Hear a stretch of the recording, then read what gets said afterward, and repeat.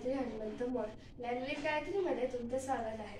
आज आपण जाणून घेणार आहोत तुकाराम बीज म्हणजे नक्की काय। चला तर, तुम्ही तर हा थोर अभंग ऐकलाच असेल, ज्ञानदेव रचिला पाया तुका झालेसी कळस। वारकरी संप्रदायातील थोर श्रेष्ठ संत म्हणजेच आपण विद्रोही तुकाराम महाराज यांना तर तुम्ही ओळखतच असाल। का तर यांनी समाजातील अंधश्रद्धा रूढी परंपरांवर आपले चांगले विचार अभंगातून व भजनातून मांडले आहेत।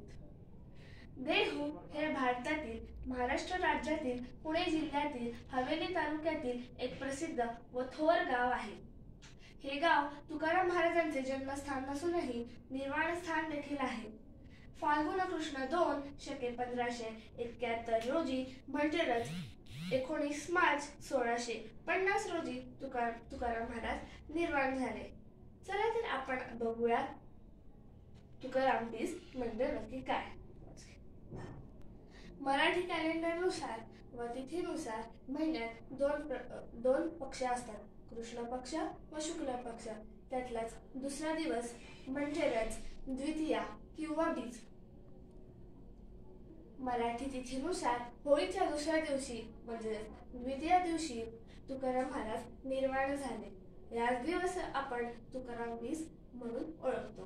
धन्यवाद। तुम्हाला जर माझा व्हिडिओ आवडला असेल तर नक्की लाईक, शेअर व सबस्क्राईब करा। व मी तुकाराम महाराजांचे इतर अभंगही वाचून दाखवले आहेत, तेही पहा।